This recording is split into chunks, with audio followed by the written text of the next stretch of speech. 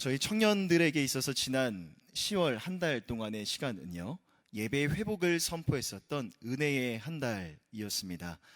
교회 곳곳에 붙어있는 이 포스터를 많은 분들이 아마 보셨을 겁니다. 몇몇 분들이 저에게 이 포스터를 보시고 많이 물어보시더라고요. 응답하라 1350이라는 말이 도대체 무슨 의미냐고 이제 설명을 해드렸습니다. 저희 청년공동체 예배가 이 1층 글로리아 홀에서 매주 오후 2시에 예배를 올려드리고 있습니다. 그래서 예배 시간 2시보다 10분 앞선 1시 50분까지 예배당에 모여서 우리가 예배를 나아갈 때 기도함으로 예배를 준비하자. 하나님 앞에서 예배자됨을 다시 한번 회복하자. 그걸 꾀하고 추구했던 것이 바로 응답하라 1350 예배 회복 캠페인이었습니다. 그래서 저는 첫 주부터 지난주 마지막 주일까지 이 한 달이라는 짧은 시간이었지만 그 안에서 예배자로 점점 더 회복되어져 가는 그런 청년들의 모습을 볼 수 있었던 은혜의 한 달이었던 것 같습니다. 여러분, 우리가 하나님을 예배한다는 것은요, 오늘도 우리가 하나님을 예배하기 위해서 이 자리에 모였는데 어쩌면 우리가 이 땅을 살아가면서 평생 동안 감당해야 될 과업인 것 같습니다. 예배한다는 것 자체가 창조주 하나님의 하나님 되심을 인정하는 것, 피조물로서 창조주 하나님을 인정하는 것과 같고요. 또 우리는 예배의 시간을 통해서 우리 삶의 주가 되시는 예수 그리스도를 더 깊이 깨달아 알아갈 수가 있기 때문입니다. 요한복음 4장 23절을 보면 이렇게 말씀하죠. 아버지께 참되게 예배하는 자들은 영과 진리로 예배할 때가 오나니 곧 이때라. 아버지께서는 자기에게 이렇게 예배하는 자들을 찾으시느니라. 하나님은 지금도 하나님을 예배하는 자들을 찾고 계십니다. 그런데 어떻게 예배를 하는 거 아니 참되게 예배하는 자를 찾으신다라고 말씀하죠. 자, 그렇다면 참되게 하나님을 예배하는 것은 과연 어떠한 모습일까요? 오늘 함께 나누고 싶은 이야기가 바로 그 내용입니다. 자, 청년공동체는 매주 토요일마다 뉴시트 교리문답이라는 이 교재를 가지고 교리 교육을 진행하고 있습니다. 미국의 팀 켈러 목사님이 심우하시는 리디머 장로교회를 중심으로 이 시대별로 존재했었던 교리문답서들을 다 취합을 합니다.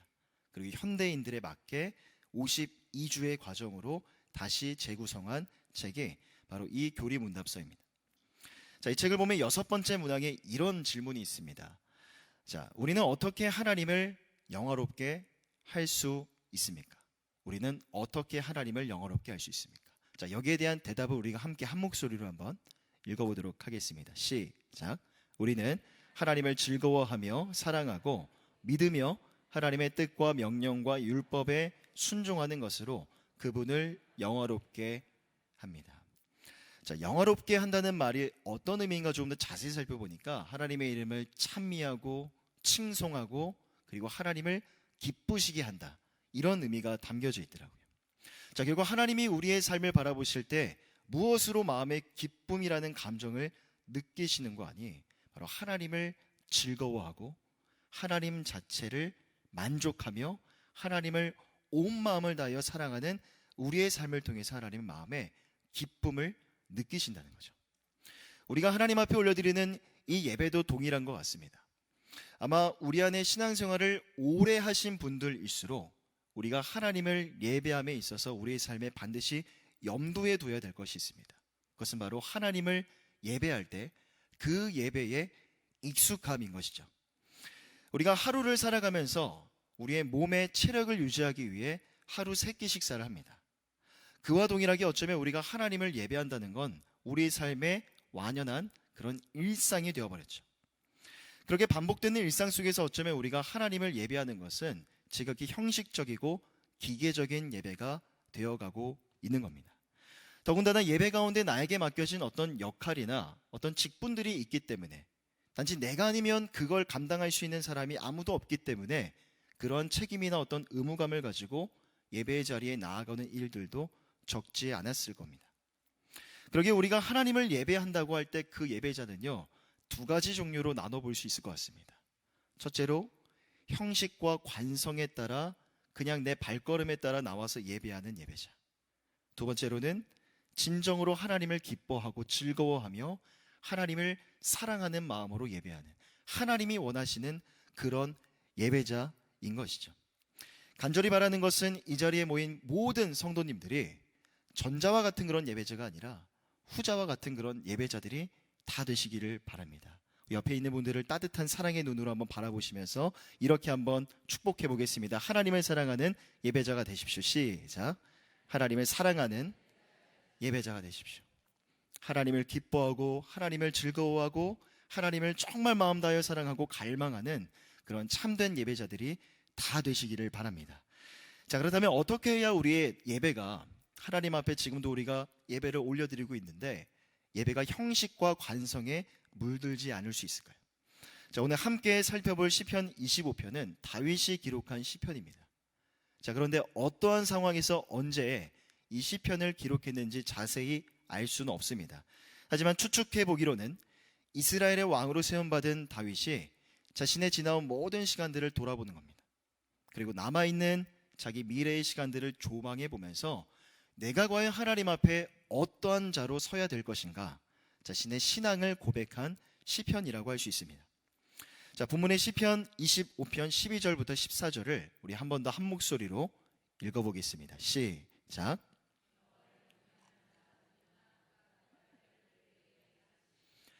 그의 영혼은 평안히 살고 그의 자손은 땅에 상속하리로다. 여호와의 친밀하심이 그를 경외하는 자들에게 있으며 그의 언약을 그들에게 보이시리로다. 자, 다윗은 인생에 있어서 하나님을 경외할 때 경외하는 자가 누리는 유익이 무엇인가를 설명하고 있습니다. 즉, 하나님을 경외하는 자, 하나님의 인도하심과 하나님의 축복을 받게 될 것이라고 그는 고백하죠. 결국 우리도 하나님을 예배함에 있어서 그 예배가 관성에 따라 드려지는 형식적이고 기계적인 예배가 아니라 정말로 살아계신 하나님을 느끼는 그런 생명의 예배, 사랑을 나누는 그런 사랑의 예배가 되기 위해서는 우리 안에 깨달음이 필요한 겁니다. 바로 우리가 지금 드리고 있는 예배를 통해서 우리가 얻을 수 있는 유익은 무엇인가에 대한 인식과 깨달음인 것이죠.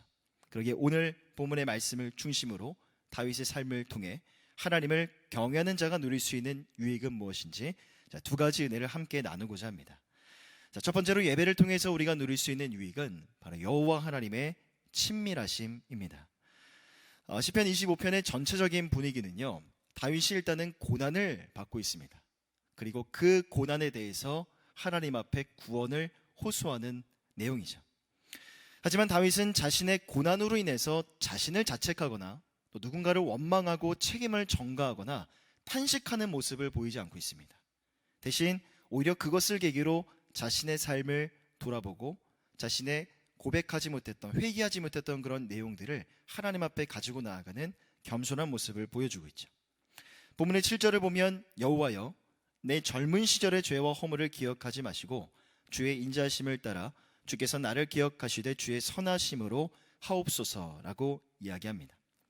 자, 물론 지금 다윗이 겪고 있는 이 고난이 왜 이 고난을 겪고 있는지 우리는 자세히 알 수가 없습니다. 왜냐하면 인간이 이 땅을 살아가면서 고난을 겪을 때 그 고난을 겪는 이유에 대해서는 여러 가지의 것들이 있을 수 있기 때문이죠. 예컨대 인간이기 때문에 이 땅을 살아가면서 어쩔 수 없이 겪어야만 하는 그런 고난이 있을 수 있습니다. 혹은 하나님께서 우리의 믿음과 신앙의 성장을 위해서 특별히 허락해 주시는 고난의 시간들이 있을 수 있죠. 혹은 하나님께서 당신의 택한 백성들이 잘못된 길로 걸어가고 있을 때 그 길에서 돌아설 수 있도록 따끔하게 징계하시는 의미에서 우리 삶에 고난을 가져다 주실 때도 있습니다. 하지만 본문을 살펴보면 다윗이 겪고 있는 이 고난이 어떤 경로를 통해서 왜 이 고난이 찾아왔는가, 그것보다 더 중요한 게 있어 보입니다. 바로 고난 앞에서 다윗이 어떠한 모습과 어떠한 자세와 태도를 취했는가라는 거죠. 자, 다윗은 본문 1절에서 이렇게 고백합니다. 여호와여, 나의 영혼이 주를 우러러 보나이다. 자, 그런데 다윗이 우러러보는 그 주님이 어떠한 하나님인고 하니 계속해서 6절을 보면 여호와여, 주의 긍휼하심과 인자하심이 영원부터 있었사오니 주여 이것들을 기억하옵소서. 자, 다윗은 그가 우러러보는 하나님, 그가 의지하는 하나님이 바로 인자하시고 긍휼이 많으신 하나님이시다라고 고백합니다. 그렇기 때문에 지금 자신이 겪고 있는 이 고난이 이유 없이 겪고 있는 고난이라 할지라도 인자하시고 긍휼이 많으신 하나님께서 이 상황을 반드시 변화시켜 주실 것이고 또 이 상황을 견뎌낼 수 있는 힘과 능력을 주실 것을 굳게 믿고 있었던 겁니다. 반면에 자신이 겪고 있는 이 고난이 혹여나 하나님의 징계로 인해서 주어진 고난이라 할지라도 다윗은 잘 알고 있었던 것이죠. 하나님이 어떤 분이신지, 왜 나에게 따끔하게 징계하셨는지를 다윗은 잘 알고 있었기 때문에 그 고난 앞에서 요동하지 않고 의연할 수 있었던 겁니다. 그러기에 본문의 8절과 9절을 보면 다윗은 이렇게 고백합니다. 여호와는 선하시고 정직하시니 그러므로 그의 도로 죄인들을 교훈하시리로다.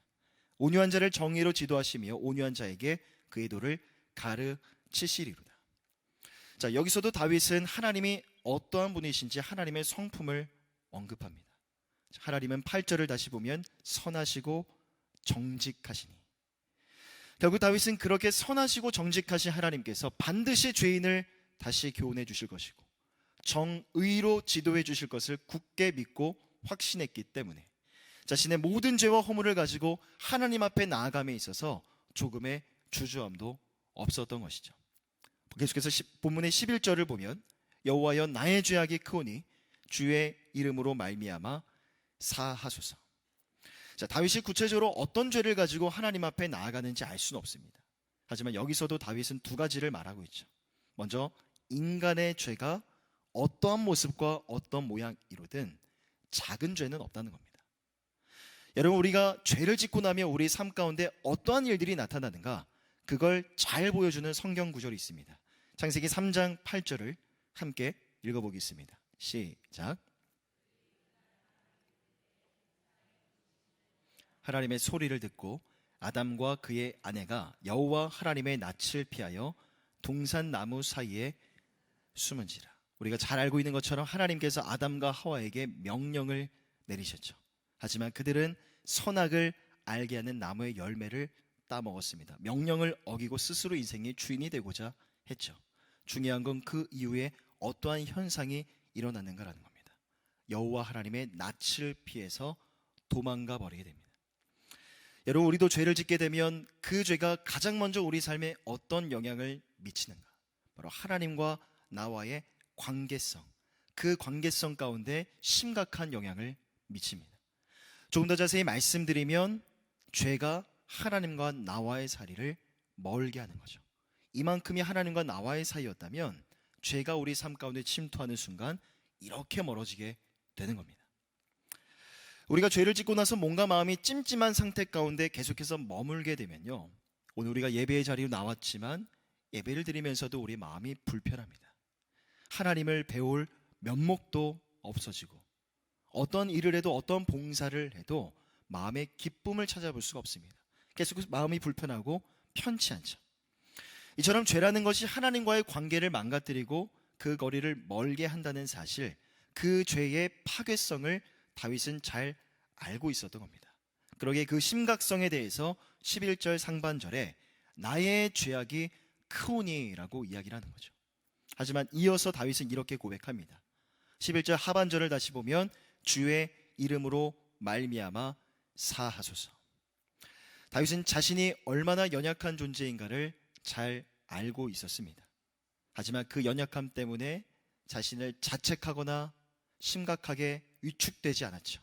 그럼에도 불구하고 하나님 앞에 나아가는 것, 그럼에도 불구하고 하나님을 경외하는 자리, 예배하는 자리에 나아가는 것이 마땅하다는 것을 다윗은 잘 알고 있었습니다.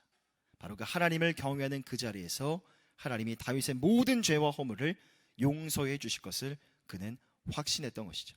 자, 본문의 14절 말씀입니다. 여호와의 친밀하심이 그를 경외하는 자들에게 있으며 그의 언약을 그들에게 보이시리로다. 바로 여기에 나오는 여호와 하나님의 친밀하심, 죄인을 가까이 하시고 죄인을 내치지 아니하시는 그 하나님의 친밀하심, 그것이 바로 우리가 하나님을 예배할 때 하나님을 경외하는 자리에서 누릴 수 있는 은혜와 축복이요 하나님의 고유한 성품인 겁니다. 설교 서두에서 말씀드렸던 것처럼 청년공동체는 10월 한 달을 예배의 회복을 위한 그런 한 달로 선포를 했습니다. 그래서 저도 매주 예배에 대한 주제를 가지고 10월 첫 주부터 10월 마지막 주까지 예배에 대한 주제를 가지고 설교를 했습니다. 근데 우리가 예배에 와서 왜 예배에 일찍 나와야 되는지, 우리가 하나님을 어떻게 찬양을 해야 되고 어떠한 마음으로 하나님의 말씀을 듣고 어떠한 마음으로 예배 가운데 나아가야 되는지에 대해서 말씀의 은혜를 함께 나눴습니다. 자, 그런데 그렇게 매주 설교를 준비하고 말씀을 전하면서도 솔직한 저의 마음은 그렇게 편치 않았습니다. 예배란 무엇인가? 찬양은 무엇이고 예배자 됨은 무엇인가? 그 이야기를 가지고 교훈을 전해야 되는 그런 자리에 있었지만 계속해서 말씀 가운데 나아가다 보니 저 또한 예배에 대해서 교훈을 받고 다시금 가르침을 받아야 자라는 사실을 깨달았기 때문입니다. 하나님께서 참되게 예배하는 자들을 지금도 찾으시고 하나님이 어떤 예배를 기뻐 받으시는가, 하나님을 사랑하는 마음만을 가지고 예배하는 그런 예배를 하나님이 기뻐 받으신다는 사실도 잘 알고 있습니다. 하지만 사역자로서, 목회자로서 예배의 자리 가운데 나아가다 보면 마음에 이런 동기가 생기는 거죠. 순수한 마음의 동기가 아니라 자꾸만 다른 동기와 다른 목적이 제 안에 자리 잡을 때가 있는 겁니다. 예를 들면 이런 겁니다. 말씀을 맡은 자이기 때문에 설교를 하기 위한 목적을 가지고 예배의 자리 가운데 나아가는 겁니다. 예배의 순간 나에게 맡겨진 어떤 중요한 순서나 역할들이 있기 때문에 하나님을 사랑하는 그 마음을 묵상하기보다 그 순서와 그 역할을 어떻게 잘 감당할 수 있을까, 그런 책임이나 의무감을 가지고 예배의 자리 가운데 나아가게 되는 거죠. 하나님이 우리에게 원하시는 그런 예배의 동기가 있습니다. 다른 게 아니라 하나님의 사랑을 마음으로 깨닫고 우리도 마음으로 하나님을 사랑하는 그 마음의 동기를 가지고 하나님을 예배하는 것, 하나님은 그거 우리에게 원하시는 것이죠. 하지만 어느 순간 돌아보니 저뿐만 아니라 여러분들도 다른 동기와 다른 목적들, 형식과 관성에 따라 아니면 책임이나 의무감 때문에, 내가 마을장이고 섬김이기 때문에, 어떤 조직의 장이기 때문에 그 마음을 가지고 예배의 자리에 나오는 일들이 많아지게 된다는 겁니다. 그래서 저는 10월 한 달 동안 말씀을 전하면서도 청년들과 같이 겸손한 마음으로 먼저 저 자신의 예배를 돌아보게 되었습니다. 앞에서 말씀을 전하지만 회개하는 마음으로 강단에 서고요. 또 그 예배의 자리에서, 회개의 자리에서 예배란 무엇인가, 앞으로의 삶 속에 하나님을 어떻게 예배해야 될 것인가에 대해서 다시금 하나님의 말씀으로 교훈을 받고 지도함을 받을 수 있는 그런 은혜의 한 달이었습니다. 다윗의 또 다른 참회 시인 시편 51편을 보면 이렇게 말씀합니다. 51편 17절을 함께 한 목소리로 읽어보겠습니다.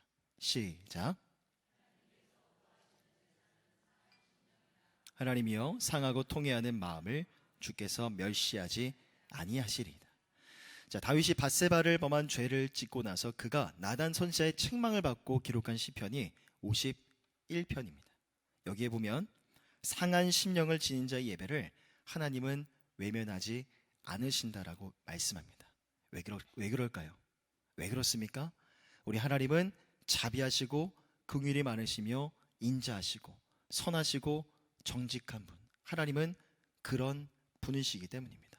그러기에 사랑하는 성도 여러분, 때로는 내가 내 삶 가운데 지은 죄로 인하여 그런 내 모습이 너무나 비참하고 초라해서 나 스스로가 하나님 앞에 가까이 나아가지 못할 때가 많이 있을 겁니다.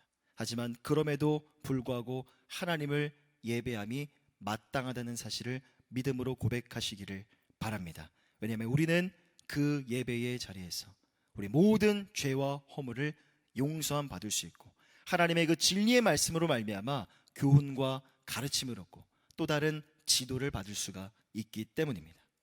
그러기에 언제나 나의 어떠함보다, 나의 어떠함이 아닌 하나님의 어떠하심, 하나님의 성품을 바라보시고 그것을 붙들고 의지하여 예배의 자리로 나아가시기를 바랍니다. 그 예배의 자리에서 우리는 여호와 하나님의 사랑과 은혜, 그 친밀하심을 더욱 선명히 바라보게 될 줄 믿습니다. 마지막 두 번째로 예배를 통해서 우리가 누릴 수 있는 유익은요, 바로 여호와의 능력을 확신하는 것입니다. 자, 오늘 함께 살펴보고 있는 이 시편 25편은 다른 비탄 시들이 있습니다. 동일한 이런 시들이 있는데 그 시들과는 조금 다른 특징을 가지고 있습니다. 다른 비탄 시들은 대부분 그 시편을 기록한 동기가 비교적 단순하다고 할 수 있습니다. 예를 들면 지금 겪고 있는 고난이 원수로 인하여서 부당하게 주어지고 있는 그런 핍박이나 고난이든, 아니면 하나님의 징계로 인해서 주어지는 고난이든, 그 상황에 따라서 시편 기자의 감정이 그 시편에 그대로 묻어나게 되는 겁니다. 하지만 오늘 함께 살펴보고 있는 25편은 이 두 가지 상황이 복합적으로 나타납니다. 또 거기에 따른 다윗의 죄고백과 구원의 호소가 이중적으로 나타난다는 것이 중요한 특징입니다. 자, 본문의 19절을 보면 이렇게 말씀합니다. 내 원수를 보소서, 그들의 수가 많고 나를 심히 미워하나이다. 여러분, 앞서 말씀드렸던 것처럼 사람이 이 땅을 살아가면서 겪게 되는 고난에는 여러 가지 이유들이 있을 수 있다라고 말씀을 드렸습니다. 하지만 그 고난 중에서도 이 고난이 까닭없이 찾아온 그런 고난일 때 솔직히 우리 마음이 가장 힘들고 가장 애통하죠. 다윗이 대표적으로 그러한 고난의 산 증인이라고 할 수 있습니다. 평생을 살아가면서 사울을 피해 도망을 다녔고, 그 시간이 끝난 줄 알았더니 훗날 자신의 아들 압살롬에 의해서 살해 위협을 받게 됩니다. 자신의 삶 전체가 고난의 시간들이었던 것이죠. 또한 욥기서를 보면 어느 날 갑자기 까닭없이 찾아온 고난으로 인하여 고통을 받는, 우리가 잘 알고 있는 욥의 이야기도 언급이 됩니다. 하지만 욥이나 다윗의 모습을 살펴보면 그들의 삶 속에 공통적으로 그리고 일관되게 나타나는 삶의 모습이 있죠. 그것은 바로 까닭없이 찾아온 고통과 고난이라 할지라도 그럼에도 불구하고 하나님을 경외하는 것을 마땅히 여겼다는 겁니다. 욥기 1장 21절을 보면 이르되 내가 모태에서 알몸으로 나왔사온즉 또한 알몸이 그리로 돌아가올지라.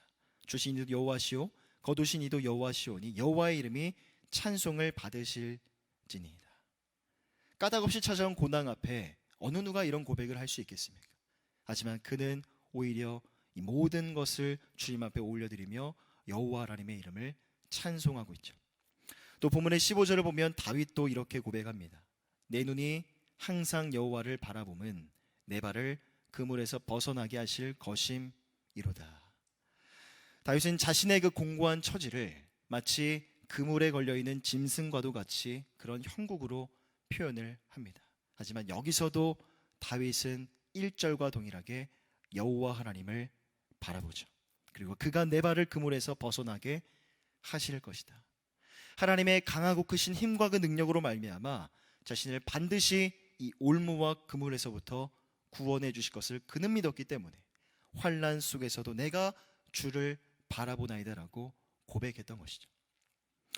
자, 본문의 12절을 보면 이렇게 고백합니다. 여호와를 경외하는 자 누구냐? 그가 택할 길을 그에게 가르치시리로다. 여러분, 바로 이것이 하나님을 경외하는 자, 하나님을 예배하는 자가 그 예배의 자리 속에서 누릴 수 있는 은혜와 축복, 삶의 유익인 겁니다. 우리가 이 땅을 살아가면서 참으로 많은 일들이 우리 삶 가운데 일어나게 됩니다. 그 일들이 우리 마음에 기쁨을 줄 때도 있지만 감당할 수 없는 아픔과 눈물을 가져다 줄 때도 있죠. 하지만 다윗이 말하고자 하는 것이 무엇인고 하니 상황이 어떠하든지 간에 여호와 하나님을 경외하는 자, 하나님을 예배하는 자라면 하나님은 반드시 그의 삶을, 그의 가정을, 그의 삶의 모든 영역을 바르고 선한 길로 인도해 주실 거라는 그런 고백인 겁니다. 최근에 청년들에게 듣는 기도 제목 중에 참 마음을 안타깝게 하는 그런 기도 제목들이 종종 있습니다. 가족들에 대한 기도 제목인데 좀 더 자세히 말씀드리면 부모님에 대한 그런 기도 제목입니다. 종종 부모님이 지금 많이 편찮으시다거나 아니면 어떤 검사를 앞두고 계시고 또 수술을 앞두고 계신다는 그런 기도 제목을 전해받을 때가 있습니다. 그럼 그렇게 전해들은 기도 제목을 가지고 이제 기도를 하죠. 먼저는 그 당사자 되시는 분들과 그 가정, 그리고 그 청년의 마음이 얼마나 힘들까, 얼마나 마음이 아플까, 그 마음이 헤아려집니다. 그리고 나서 기도를 하면서 저는 꼭 잊지 않고 이렇게 기도를 마무리합니다. 하나님이 가정이, 이 청년이 하나님을 예배하는 자리에서, 하나님을 예배하는 자리에서 힘들겠지만 이 순간을 이겨낼 수 있도록 지혜 주시고 능력을 주십시오라는 기도를 올려드립니다. 왜냐하면 저 또한 몇 년 전에 그런 경험이 있기 때문입니다. 지금이야 건강하게 잘 지내셔서 너무나 감사하지만 저희 어머니도 몇 년 전에 암이 발병하셔서 항암 치료를, 투병을 하셨던 시간들이 좀 있었습니다. 그때 대학로에 있는 서울대 병원에서 수술을 하셨고 집을 오가면서 이제 치료를 받으셨는데 수년이 지났지만 아직도 그 서울대 병원 안에 있는 작은 교회의 예배당을 잊을 수가 없습니다. 아마 어머니가 이제 수술을 하시던 그런 날이었던 것 같아요. 어머니는 이제 수술실에 보내드리고 예배당에 들어가서 이제 기도를 했습니다. 마음에 있는 그런 모든 속상한 마음들, 불안한 마음들, 걱정과 염려들을 다 내려놓고 이제 기도를 하는 거죠. 옆에는 저와 비슷한 상황을 가지고 기도하는 환우들의 가족분들도 몇몇 분들이 계셨습니다. 그동안 살아오면서 한 번도 가족 중에 이렇게 많이 아팠던 분이 한 사람도 없었습니다. 단지 그냥 그 상황이 눈앞에 찾아오니까 그 순간이 너무나 두렵고 무섭고 너무나 마음을 불안하게 만들었던 겁니다. 그런데 그 모든 마음들을 하나님 앞에 내려놓고 기도를 하는데 하나님의 그 작은 예배당에서 소리내어 기도하지도 않았고 마음을 다해 하나님 앞에 올려드린 기도 제목 가운데 위로함을 주시더라고요. 너무 걱정하지 마. 수술 잘 끝날 거고 앞으로의 6, 7개월, 8개월 동안의 투병 기간들 너희와 함께 할 거야. 힘을 주시고 능력을 주시고 마음에 확신을 주시는 것을 그 예배의 자리에서 누리게 되었던, 발견하게 되었던 그런 기억이 납니다. 그래서 저는 지금도 저와 비근한 일을 겪고 있는 청년들, 더 심각한 일들을 겪고 있는 그런 아픔들을 겪고 있는 청년들이 있다면 그들을 위해서 기도할 때 하나님 예배하는 자리, 하나님을 만나는 자리에서 그 시간을 이겨낼 수 있게 해달라고 그런 기도를 올려드립니다. 여러분, 우리가 인생을 살아가면서 우리의 삶에 불현듯 찾아오는 그런 고난들이 있습니다. 왜 나에게 이런 일들이 찾아왔는지 솔직한 마음으로는 이해하고 싶지 않습니다. 또 그 삶을, 그 순간을, 그 모든 것들을 내 마음에 받아들이기까지 많은 시간들이 필요할지 모릅니다. 그런데 더군다나 우리의 마음을 더 힘들게 하는 것은 그 상황 자체가 아닌 것 같아요. 그 상황 이후로 앞으로 어떻게 펼쳐질지 모르는 미래에 대한 불확실성, 한 치 앞을 알 수가 없는 그 순간의 한계성이 우리의 마음을 더 힘들게 하는 겁니다. 그런데 여러분, 우리가 살면서 어떤 일에 대해서 맹목적으로 걱정만 하는 것과 어떤 일에 대해서 고민이라는 걸 하는 건 큰 차이가 있는 것 같습니다. 예를 들어서 요즘 취업 시즌이나 청년들이 취업을 준비하느라고 참 바쁘게 지내고 있습니다. 얼마 전에도 한 청년과 연락을 했는데 이 청년이 여기저기 원서를 넣느라고 바쁘고 분주하게 보내고 있더라고요. 얼마만큼 이렇게 준비를 하고 있는지 물어보니까 이미 작성해 놓은 원서만 40개라고 합니다. 그리고 앞으로 또 작성해야 될 원서가 10개 이상 남았다고 해요. 정말 이 원서 접수하고 이 입시를 준비하느라고 너무나 바쁘고 분주하게 지낸 청년들의 모습들을 볼 때가 있습니다. 저희는 청년들에게 이렇게 권면해 주었죠. 누구누구야 너무 걱정하지 마. 대신 우리가 하나님 안에서 바른 고민을 해보자라는 말로 권면해 주었습니다. 여러분, 우리가 걱정하는 것과 고민하는 것이 어떠한 차이인 거 아니에요? 바로 이런 겁니다. 예를 들어서 이 청년이 들어가고 싶은 회사가 있다고 가정해 보겠습니다. 이 회사에 들어가고 싶은 이 형제 마음속에 여러 가지 많은 생각들이 있을 겁니다. 그런데 그 회사에 들어가기 위해서 내가 어떻게 시험을 준비해야지, 내가 어떻게 면접을 준비하면 좋을까를 생각하는 건 바른 고민입니다. 하지만 이 청년이 그 회사에 들어가고 싶은데 내가 여기에 들어가지 못하면 어쩌지? 나의 삶의 이러한 부분들 때문에 나는 저기에 들어가지 못할 거야 라는 맹목적인 생각과 상상 속에 사로잡히는 건 지나치고 불필요한 걱정에 불과한 것이죠. 여러분, 걱정과 고민의 차이가 바로 이겁니다. 우리가 걱정을 하게 되면요, 아무리 걱정을 하고 또 걱정을 해도 상황이 달라지지 않습니다. 오히려 그 걱정이 내 마음을 힘들고 내 마음을 어둡고 병들게만 할 뿐이죠. 하지만 고민이라는 건 걱정과 다릅니다.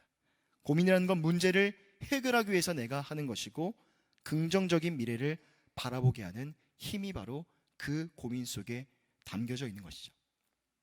제가 취업이라는 이 이슈를 가지고 여러분들에게 말씀드렸지만 여러분, 우리 삶에 어떤 문제가 찾아와서 그 일 때문에 우리 마음에 걱정하기 시작하면 걱정하지 말아야지, 그만 생각해야지, 내일은 더 이상 걱정하지 않을 거야 라고 해도 그 걱정의 크기가 줄어들까요? 절대 줄어들지 않습니다. 그 걱정에 우리 마음이 사로잡게 되면 걱정의 크기는 점점 더 커질 뿐이죠. 하지만 우리 안에 지금도 머물러 있는 이 지나친 걱정이나 염려와 불안감들을 바른 고민으로 바꿀 수 있는 분명한 비결이 있습니다. 그것이 바로 하나님을 예배하는 자리, 하나님을 경외하는 자리에 내 안에 있는 모든 것들을 가지고 나아가는 것이죠.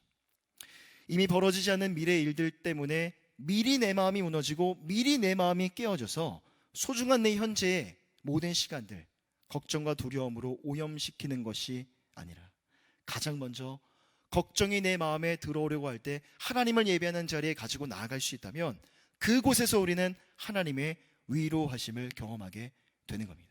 오늘 본문의 14절 말씀을 한 번 더 같이 읽어보겠습니다. 시작. 그의 언약을 그들에게 보이시리로다. 그리고 하나님은 하나님을 예배하기 위해서 나온 자들, 그들이 그들의 마음속에 아픔과 모든 문제들을 하나님 앞에 가지고 나아갈 때 그 예배의 자리에서 하나님은 우리와 함께 고민해 주시는 거죠. 함께 나아갈 길을 모색해 주시고 어떤 중요한 선택과 결정의 순간 올바른 길로 나아갈 수 있도록 하나님이 하늘의 지혜와 명철과 충명을 그 예배하는 자리, 예배하는 자에게 충만하게 부어주시는 겁니다. 우리 한 번 더 본문의 12절과 13절 말씀을 한 목소리로 읽어보겠습니다. 시작. 여호와를 경외하는 자 누구냐? 그가 택할 길을 그에게 가르치시리로다. 그의 영혼은 평안히 살고 그의 자손은 땅을 상속하리로다. 여러분, 고난이라는 것 자체가 어두운 겁니다. 아무것도 보이지 않고 밝은 게 아닙니다.